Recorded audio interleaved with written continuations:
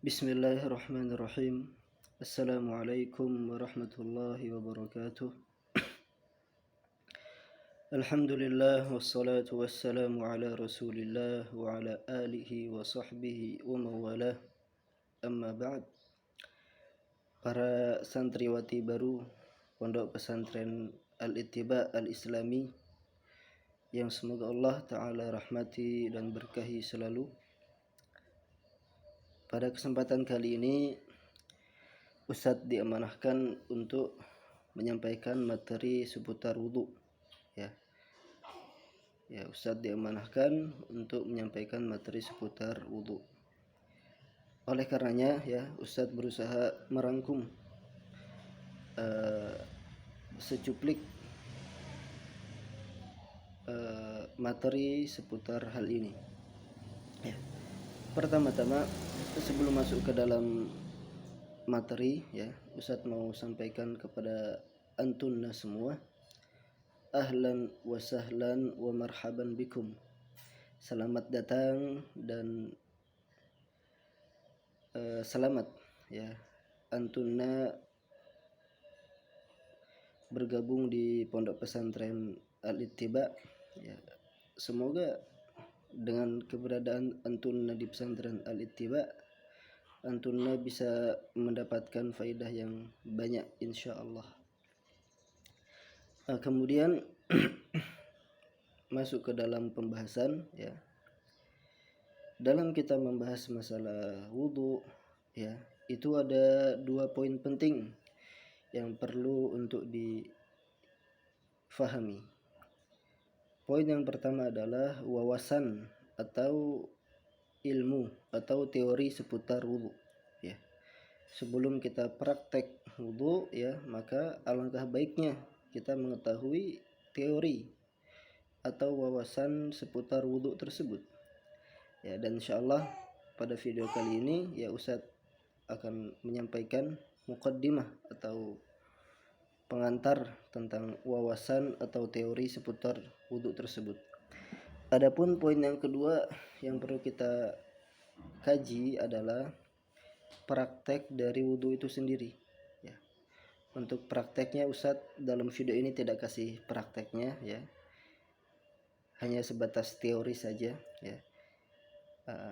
tapi Ustadz berikan kepada antuna juga video kedua, yaitu video yang Ustadz ambil dari Yufid TV, dari YouTube, tentang tata cara wudhu, karena Yufid TV mereka kameranya lebih bagus seperti itu, sehingga ketika memberikan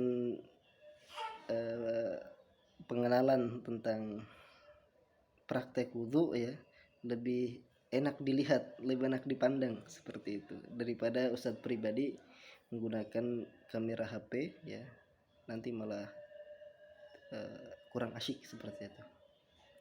Langsung saja kita masuk ke dalam teori atau wawasan seputar wudhu. Yang perlu kita ketahui bersama, yang paling pertama adalah bahwasanya wudhu merupakan salah satu syarat daripada syarat-syarat sahnya sholat kita. Dalam sholat ada yang diistilahkan dengan syarat, syarat sholat. Syarat sholat diantaranya wudhu ini atau bersuci dari hadas besar maupun hadas kecil. Kemudian juga kita menutup aurat, atau dalam bahasa Arabnya satrul aurah. Kemudian juga dukhulul waqti, yaitu masuk waktu sholat. Dan perlu kita ketahui apa itu nama atau apa itu arti dari syarat. Syarat itu diistilahkan oleh orang usul fikih dengan ma yalzamu min adamihil adam wala yalzamu min wujudihil wujuda walal adama lidzatihi, yaitu sesuatu yang kalau misalkan tidak ada, maka tujuan dari ibadah yang lain tidak bisa dikerjakan atau tidak sah. Atau dalam artian lain, syarat ini dia sebagai wasilah, seperti wudhu, dia wasilah agar sholat kita bisa sah. Kalau misalkan kita nggak pakai wudhu, kita tidak ada wudhu, maka sholat tidak akan sah. Seperti itu. Begitu pula dengan syarat sholat yang lain yang tadi Ustadz sebutkan, seperti menutup aurat. Kalau misalkan kita tidak menutup aurat, ya istilahnya maaf kita sholat tanpa sehelai pakaian pun, maka sholat kita tidak sah, ya. Kemudian syarat yang lain, dukhulul waqti, ya, masuk waktu sholat, ya.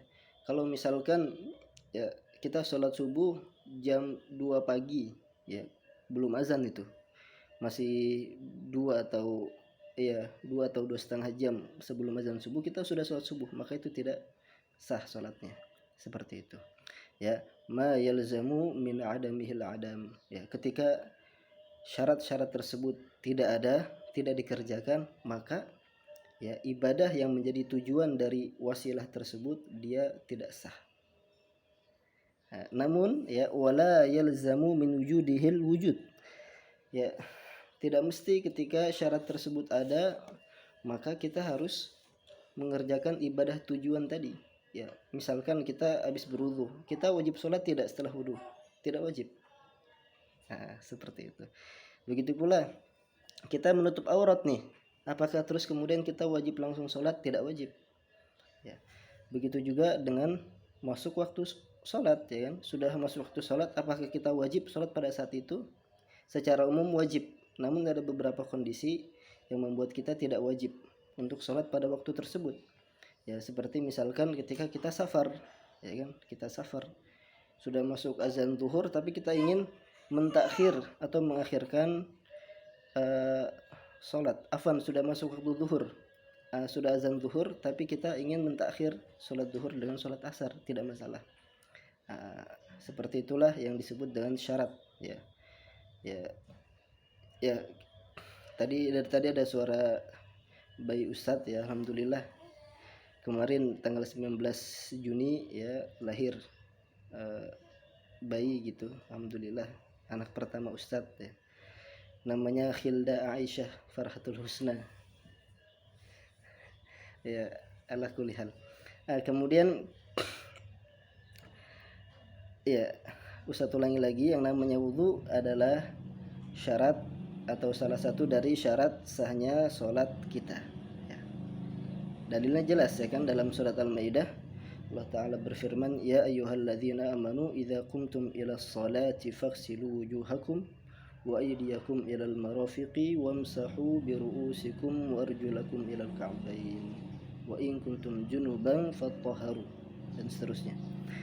Ayatnya jelas, ya kan, ya ayyuhalladzina amanu idza qumtum ilas shalah, wahai orang-orang yang beriman, kalau kalian hendak menunaikan salat, faghsilu wujuhakum, maka basuhlah wajah kalian, ila akhiriha, sampai seterusnya. Kemudian juga dalam sebuah hadis yang diriwayatkan oleh Imam Muslim, ya, dari sahabat Ibnu Umar radhiyallahu anhuma, bahwasanya Nabi SAW bersabda, la tuqbalu salatun bighairi tuhur wala sadaqatun min ghulul. Tidak akan diterima sebuah salat yang dia tidak di atas suci, maksudnya belum berwudu terlebih dahulu. Wala sadaqatun min ghulul, dan juga tidak akan diterima sebuah sedekah yang dia didapatkan hartanya dari hasil korupsi, ya. Kemudian juga masih dalam hadis Ibnu Umar dalam redaksi yang lain, masih dalam Sahih Muslim juga, Nabi SAW bersabda, la tuqbalu salati ahadikum idza ahdatsa hatta yatawadda, ya. Tidak sah, tidak diterima salat salah seorang dari kalian ketika ia masih berhadas, baik itu hadas besar maupun hadas kecil, ya. Hadas kecil itu maaf seperti BAB dan BAK, kemudian hadas besar seperti junub. Idza ahdatsa hatta yatawadda, sampai dia berwudu terlebih dahulu, ya. Jelas ayatnya, jelas, kemudian juga hadisnya pun juga jelas, ya. Dan ini merupakan sebuah konsensus atau ijma', kesepakatan para ulama, ya, bahwasannya yang namanya wudu merupakan syarat sahnya salat, ya. Al-Hafidz Ibnul Munzir dalam kitab beliau Al-Ijma', beliau memiliki kitab namanya Al-Ijma', ya. Beliau kumpulkan ijma' para ulama atau konsensus para ulama terhadap permasalahan-permasalahan fikih, ya. Beliau mengatakan, ajma'a ahlul ilmi ala anna as-salata la tujzi'u illa bi taharatin idza wajada al-mar'u ilaiha sabil. ajma'a ahlul ilmi, para ahlul ilmi mereka semua sepakat ala anna salata la tujzi, bahwasannya salat tidak sah illa bi taharatin idza wajada al mar'u ilaiha sabil, kecuali dengan kondisi suci, ya, ketika seorang bisa bersuci, ya. Maksudnya ketika seorang menemukan air dan mudah mendapatkan air, maka wajib untuk wudu, seperti itu, ya. Kemudian kita masuk poin kedua, ya. Poin pertama insyaallah sudah jelas, ya. Intinya bahwasannya taharah yaitu wudu paling utamanya, kemudian juga tayamum apabila tidak ada air atau ketika kita susah menemukan air, ya, itu semua, ya, menjadi salah satu syarat sahnya sholat kita. Kalau kita sholat dalam keadaan najis, ya, berhadas, ya, maka sholat kita tidak akan diterima, seperti itu, ya. Nah, kemudian kita masuk, ya, pembahasan yang kedua, yaitu tentang niat dalam berwudu. Ustadz, ketika kita ingin berwudu kita perlu berniat enggak sih? Sama seperti ketika kita ingin sholat misalnya, kan kita perlu berniat, atau ketika kita ingin zakat, puasa dan seterusnya, kan kita perlu pakai niat seperti itu, ya kan? Maka di sini, ya, bahwasannya para ulama atau mayoritas para ulama, sebagian besar para ulama, ya, dari mulai mazhab Maliki, ya, mulai dari Imam Maliknya, ya, kemudian Imam Syafi'i dan Imam Ahmad, ya, mereka mengatakan akan wajibnya niat, ya, dalam kita bersuci, alias dalam kita berwudu, ya, harus kita berniat, ya. Di sini Ustadz akan bacakan nukilan Imam Asy-Syafi'i rahimahullah, ya, dalam kitab Beliau mengatakan qala Asy-Syafi'i rahimahullah la yujzi'ul wudu'u illa biniyah, wudu tidak sah kecuali dengan niat.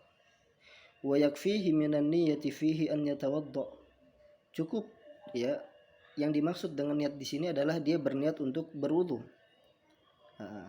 Yanwi taharatan min hadatsin, ketika berwudu dia niatkan agar dia tersucikan dari hadas. Au taharatin li salatin fardhatin, atau ketika berwudu, ya, dia niatkan untuk salat fardhah. Maksudnya apa? Maksudnya kita tahu kalau kita ini sudah dalam keadaan suci. Cuma kita ingin salat fardu, kita wudu lagi, tidak masalah. Au nafilatin, atau salat nafilah. Au liqiraati mushafin, atau untuk membaca mushaf.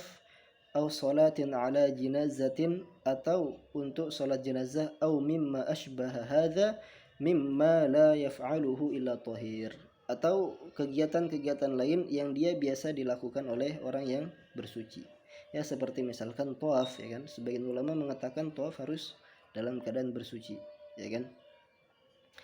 Kemudian beliau melanjutkan, ya, Imam Syafi'i rahimahullah melanjutkan walau wadda'a ba'd a'dha'ihi bila niyyah, sumpamanya ada seseorang, ya, dia mengusap atau melaksanakan wudu, ya, tapi setengah praktek wudunya tersebut dia tidak pakai niat. Tsumma nawa fil baqi lam yajuzhu, kemudian dia baru menghadirkan niat ketika di pertengahan atau ketika di akhir daripada praktek wudu, maka itu tidak sah.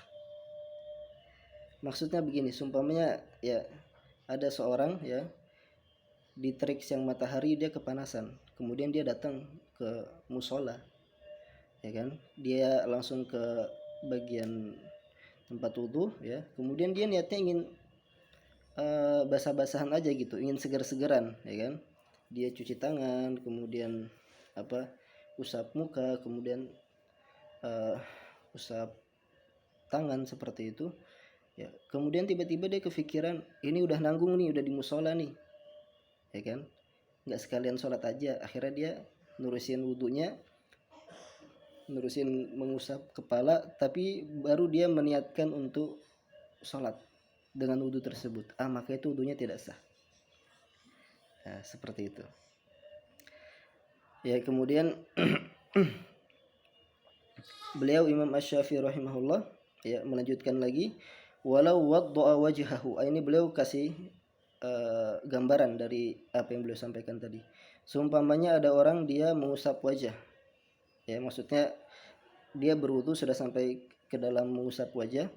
Yanwi taharah, dia niatkan untuk berwudu. Thumma nawa yaksilu yadaihi. Kemudian dia ya mengusap kedua tangannya. Ya, mengusap kedua tangannya.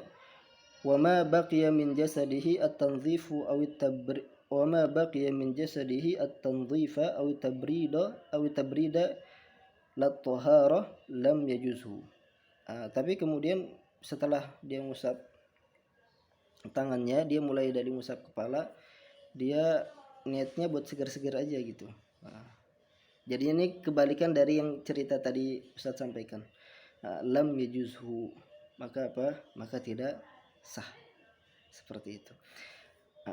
Kemudian Imam Asy-Syafi'i rahimahullah dalam yang beliau sampaikan dalam kitab Al-Um ini, ya, beliau menyampaikan perkataan yang intinya kalau misalkan seorang melakukan hal yang demikian, ya, wudunya tidak sah tadi itu, ya, karena sebagian anggota wudu dia niat bersuci, kemudian yang sebagian lagi tanpa niat bersuci, maka itu tidak sah. Belum menyampaikan seumpamanya orang tersebut kemudian mengulangi kembali anggota wudu yang dia lakukan wudu di situ tanpa niat, maka wudunya menjadi sah.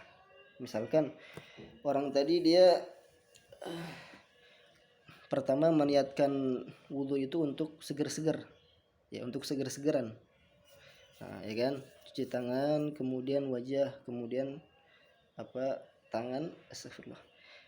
Kemudian kepala, baru dia niat wudu. Selesai wudu, kemudian dia boleh untuk mengulangi beberapa anggota wudu tersebut yang tidak disertai dengan niat bersuci tadi, maka wudunya menjadi sah. Demikian kata Imam Syafi'i. Hanya saja ya pendapat beliau ini ya kemudian di komentari atau ya dikoreksi oleh Ar-Rabi' ibnu Sulaiman, yaitu murid dari Imam Syafi'i, ya, yang menukilkan kitab Al-Um ini. Ya, qala Ar-Rabi' mengatakan hatta ya'tiyal wudu'a ala ma dzakarallahu azza wajalla. Tidak bisa seperti itu, ya. Harus dia mengulangi wudu lagi dari awal, ya. Seperti yang disebutkan oleh Allah Subhanahu wa taala urutannya. Ya kan, min syai'in qabla syai'. Mulai dari anggota wudu pertama sampai anggota wudu terakhir. Ala kulli hal, ya. Ketika kita ingin berwudu, maka kita niatkan dari awal bahwasannya wudu ini adalah untuk bersuci, ya. Untuk bersuci, dan itu sudah cukup, ya. Kemudian nanti mau kita gunakan untuk sholat fardu atau sholat nafilah atau untuk memegang mushaf dan seterusnya, ya, maka itu semua menjadi sah. Seperti itu. Kemudian untuk pembahasan masalah niat ini, ya, seperti pada pembahasan ibadah-ibadah yang lain, bahwasannya niat tempatnya adalah di hati, ya, dan istilahnya tidak ada campur tangan lisan di situ, ya. Misalkan kita ucapkan nawaitu al-wudu'a atau nawaitu an atawaddu'a, itu tidak ada sunnahnya dari Nabi sallallahu alaihi wasallam, ya, karena niat itu, ya, dia secara bahasa nawayanwi, artinya apa? Arada yuridu, diantara maknanya ingin, berharap, berambisi, ya. Bahkan kata Syekhul Islam Ibnu Taimiyah rahimahullah, dia lebih daripada arada yuridu, ya, niat sesuatu yang dia muncul dari hati, sehingga tidak ada peran lisan di situ, tidak ada, ya. Peran lisan di situ tidak ada, ya. Ya. Di sini ada nukilan dari Syekhul Islam Ibnu Taimiyah rahimahullah dalam kitab beliau Majmu' Al-Fatawa, ya, yang beliau menjelaskan bahwasannya mazhab atau pendapat mayoritas ulama, ya, mulai dari Imam Malik, Syafi'i, dan juga Imam Ahmad, ya, bahwasannya niat dalam berwudu itu wajib, ya, atau merupakan syarat daripada wudu tersebut, ya. Ibnu Taimiyah rahimahullah mengatakan waqad ittafaqal ulama, para ulama telah bersepakat ala anna al-ibadata al-maqsudata li nafsiha, bahwasannya ibadah yang dia dikerjakan untuk ibadah tersebut, ya, ibadah asli, ibadah tulen. Ya, maksudnya apa? Maksudnya rukun Islam. Ya, rukun Islam kedua sampai ke 5, ya. Kasolati, seperti salat, wasiyam, dan juga berpuasa, wal hajj, dan juga haji, la tasihu, ya, itu semua tidak sah illa biniyah, kecuali dengan niat. Para ulama sepakat, kita mau salat, kita mau puasa, kita mau haji, ya, kita mau zakat, ya, maka itu semua harus pakai niat. Wa tanaza'u fi taharah, akan tapi mereka berselisih pendapat dalam permasalahan taharah, ya, bersuci, entah itu berwudu atau tayamum. Faqala Malikun wasyafi'i wa Ahmadu, Imam Malik, Imam Asy-Syafi'i, dan Imam Ahmad mengatakan an-niyatu syartun li taharatil ahdath, niat itu merupakan syarat dalam kita bersuci, kulliha, ya, semuanya, entah itu wudu ataupun tayamum. Wa qala Abu Hanifah, sedangkan Abu Hanifah mengatakan la tushtaratu fi taharati bil ma, niat tidak perlu untuk dihadirkan ketika kita berwudu, ya kan, bi khilafit tayammum, berbeda dengan tayamum. Kemudian wa qala Zufar, ya, intinya Imam Abu Hanifah mengatakan kalau tayamum wajib pakai niat, sedangkan kalau wudu tidak.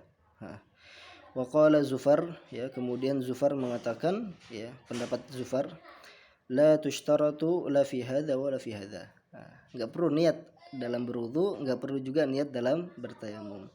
Wa qala ba'dul mutaakhirin min ashabis Syafi'i wa Ahmad, ya, dan para pengikut Imam Asy-Syafi'i dan Imam Ahmad yang mutaakhirin, ya, yang datang setelah mereka, mengatakan tushtaratu li izalatin najasah, bahkan sampai kita ingin menghilangkan najis itu harus pakai niat. Misalkan maaf ya, sendal kita terkena kotoran hewan misalnya, itu ketika kita ingin menghilangkan kotoran hewan tersebut itu harus pakai niat. Ini pendapat yang terlalu lampau jauh seperti itu. Maka itu, ya, maka dari itu Imam atau Syekhul Islam Ibnu Taimiyah mengatakan wa hadzal qaulu syadzun, ya, pendapat yang terakhir ini adalah pendapat yang ganjil, pendapat yang aneh, ya. Kemudian Syekhul Islam Ibnu Taimiyah rahimahullah, beliau menjelaskan tentang argumen dari Imam Abu Hanifah. Imam Abu Hanifah, ya, mengatakan wudu tidak perlu pakai niat. Karena kenapa? Karena wudu itu adalah kita menghilangkan hadas, ya kan? Menghilangkan hadas. Menghilangkan hadas, ya, sama seperti kita menghilangkan najis. Ya kan? Ketika kita ingin menghilangkan najis, apakah di situ perlu pakai niat? Kan tidak, ya kan? Ketika misalkan wajah kita maaf terkotori oleh sesuatu, oleh najis, maka kita usap wajah kita, ya, kemudian akhirnya bersih wajah kita dari najis tersebut. Begitu pula dengan wudu. Itu pendapat Imam Abu Hanifah, dan itulah alasannya. Hanya saja alasan atau hujjah beliau ini, ya, dijawab oleh mayoritas ulama yang lain, ya, bahwasannya tidak seperti itu, ya.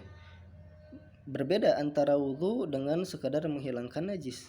Ya, kalau wudu jelas dia ada pahalanya, ya, ada ganjaran pahala di situ, dan juga ada janji-janji akhirat di situ. Sedangkan menghilangkan najis tidak. Yang ada dalil-dalil yang umum. Innallaha yuhibbut tawwabina wa yuhibbul mutatahhirin, dalil-dalil umum. Tapi untuk pahala dalam menghilangkan najis kotoran ini maka pahalanya begini, pahala untuk menghilangkan kotoran ini maka begini, tidak ada. Berbeda dengan wudu. Sehingga sesuatu yang dia dijanjikan pahala di situ diperlukan niat. Dan juga beberapa hujah-hujah lain yang disampaikan oleh mayoritas ulama yang intinya wudu diperlukan niat di situ. Dan kemudian Ibnu Taimiyah rahimahullah, ya, setelah beliau menampilkan hujjah dari kedua pihak tersebut, ya, beliau mengatakan wa ammatul muslimin, mayoritas kaum muslimin innama yatawadda'una binniyah, ya, mayoritas kaum muslimin mereka berwudu dengan niat, ya. Wal wudhu'ul khali 'anil niyati nadirun, dan wudhu yang dia tidak dihadirkan niat di situ ya nadir, jarang sekali terjadi. La yaqa'u illa limithli man arada ta'lima ghairihi. Biasanya ketika seorang berwudu tanpa niat itu ketika dia ingin mengajarkan orang lain. Misalkan ya ustadz ingin mengajarkan anak ustadz nanti ketika dia sudah gede, yang sekarang baru 2 bulan. Maka ustadz ketika mengajarkan wudu tersebut ya tanpa pakai niat. Sedangkan ketika ustadz mau sholat itu sudah otomatis niat tuh akan terhadir dengan sendirinya seperti itu. Dan ini pasti akan dirasakan juga oleh setiap daripada antuna begitu, ya kan? Dan ringkasnya apa susahnya sih kita menghadirkan niat seperti itu. Dan sebenarnya niat itu ya dia biasanya hadir secara otomatis ya. Ketika misalkan kita dengar azan sholat asar, kemudian kita pergi ke kamar mandi untuk berwudu, itu niat kita apa? Untuk sholat asar ya kan? Ya biasanya niat dia hadir secara otomatis ya seperti itu. Ala kulli hal ya, pendapat yang lebih rajih ya, yang lebih kuat dan merupakan pendapat mayoritas para ulama adalah bahwasannya niat dalam wudu adalah syarat ya, adalah syarat daripada sahnya wudu seperti itu. Wallahu a'lam. Kemudian pembahasan berikutnya ya yaitu tentang air yang dipakai untuk berwudu. Ya. Sebenarnya pembahasan yang ketiga ini mudah sekali gitu ya. Kan wudu itu kan bersuci kan ya. Kan nggak mungkin kita bersuci menggunakan air yang kotor. Seperti itu sudah. Assalamualaikum, waalaikumsalam. Selesai urusan. Ya. Wudu itu adalah bersuci ya. Dan ketika kita ingin bersuci maka harus menggunakan air yang suci. Ya kan, wa anzalna minas sama'i ma'an tahura, dan kami turunkan dari langit itu air yang suci lagi mensucikan seperti itu. Dan di sini tidak apa-apa Ustaz nukilkan ucapan Imam Asy-Syafi'i rahimahullah dalam kitab Al-Um ya, beliau mengatakan fakana bayyana 'inda man khutiba bil ayah, ketika beliau membawakan ayat surat Al-Maidah ayat ke-6 tadi itu ya, ya ayyuhalladzina amanu idza qumtum ila shalah, Imam Asy-Syafi'i mengatakan ya dalam ayat ini terdapat penjelasan bahwasannya ayat ini memberikan penjelasan bahwasannya bersuci itu menggunakan air ya kan. Tsumma abana fi hadhil ayah, kemudian dalam ayat ini Allah taala menjelaskan annal ghusla bil ma', bahwasannya mandi yaitu juga dengan air. Fakana ma'qulan 'inda man khutiba bil ayah, dan ini merupakan suatu yang masuk ke dalam nalar kita, sesuatu yang dapat ditangkap oleh logika kita, bahkan oleh anak seumuran berapapun gitu ya. Fakana ma'qulan 'inda man khutiba bil ayah annal ma'a ma khalaqallahu tabaraka wa ta'ala, bahwasannya yang disebut dengan air di sini adalah air yang Allah taala ciptakan, mimma la son'ata fihi lil adamiyyin ya, bukan air yang di situ ada campur tangan dengan manusia. Seperti apa? Air teh, air kopi, air sirup. Seperti itu maksud beliau. Mimma la son'ata fihi lil adamiyyin, air yang tidak ada campur tangan manusia di situ ya. Karena seperti air yang tadi Anda sebutkan, air teh, sirup, kopi ya, itu meskipun dia suci tapi dia tidak mensucikan. Meskipun dia suci namun dia tidak mensucikan. Kemudian beliau menjelaskan contoh air yang dimaksud dalam syariat, yaitu air yang dia boleh digunakan dalam bersuci ya, seperti ma'us sama ya, hujan. Dan memang hujan adalah asal muasal dari air seperti itu ya kan. Wa ja'alna minal ma'i kulla syai'in hayy ya. Setiap yang hidup ini ya bersumber dari air seperti itu ya, setelah Allah Subhanahu wa taala. Wa ma'ul anhar, kemudian juga seperti air sungai, wal abar, sumur, wal qilat, bendungan dan seterusnya. Ala kulli hal ya, yang dipakai dalam kita berwudu adalah air yang suci, tahur ya, suci dan mensucikan. Ya, para akhwat sekalian yang semoga Allah Ta'ala rahmati, ya kemudian kita lanjut ke pembahasan yang berikutnya, yaitu tentang apa? Tentang tata cara berwudu. Ya. Ketika kita ingin mengetahui bagaimana tata cara wudu, maka harus kita membaca hadis-hadis Nabi Sallallahu Alaihi Wasallam. Ya. Karena dalam ayat ya ayyuhalladzina amanu idza qumtum ila shalah, ya, meskipun sudah disebutkan tata cara wudu, namun masih belum eksplisit, belum terlalu terperinci. Ya. Maka kita harus membaca hadis-hadis Nabi Sallallahu Alaihi Wasallam. Dan ternyata kita dapati dalam hadis-hadis Nabi Sallallahu Alaihi Wasallam, ya, ada banyak sahabat Nabi Sallallahu Alaihi Wasallam yang mereka meriwayatkan tentang tata cara wudu ini. Ya. Baik itu dari istri Nabi SAW, ya, Aisyah radhiyallahu anha, ya. Hadis yang diriwayatkan oleh Aisyah radhiyallahu anha, ya, diriwayatkan oleh Imam An-Nasa'i. Kemudian juga ada hadis tentang tata cara wudu ini dari kedua menantu Nabi Sallallahu Alaihi Wasallam. Siapa itu? Yang pertama Utsman bin Affan, kemudian yang kedua Ali bin Abi Thalib. Hadis Utsman bin Affan, ya, terdapat dalam Sahih Bukhari dan Sahih Muslim, atau kita katakan muttafaqun alaih. Kemudian hadis Ali bin Abi Thalib, ya, disebutkan dalam Sunan Abu Daud dan selainnya. Kemudian juga ada sahabat Abdullah bin Amr, ya, beliau meriwayatkan juga tentang tata cara wudu Nabi SAW, ya. Hadis Abdullah bin Amr, ya, diriwayatkan oleh Imam Abu Daud dan juga Imam An-Nasa'i. Kemudian juga oleh sahabat, ya, Al-Miqdad ibnu Ma'di Karib, ya, yang diriwayatkan oleh Imam Abu Daud, ya, dalam sunannya. Kemudian juga oleh Ibnu Abbas, ya, dalam Sahih Bukhari, ya. Kemudian juga tentang tata cara wudu Nabi Sallallahu Alaihi Wasallam ini diriwayatkan oleh Ar-Rubai' bintu Muawidh, ya, dalam Sunan Abu Daud dan juga Sunan At-Tirmidzi, ya.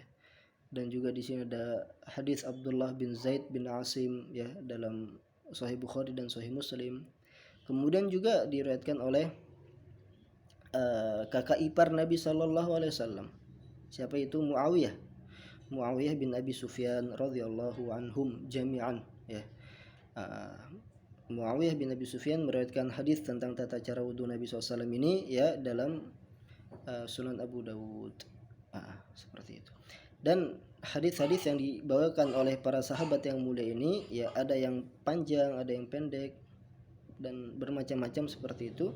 Dan hadis yang paling terlengkap adalah hadis yang dibawakan oleh Utsman bin Affan dan Ali bin Abi Thalib radhiyallahu anhuma wa radhiyallahu anis sahabati jami'an, amin ya rabbal alamin.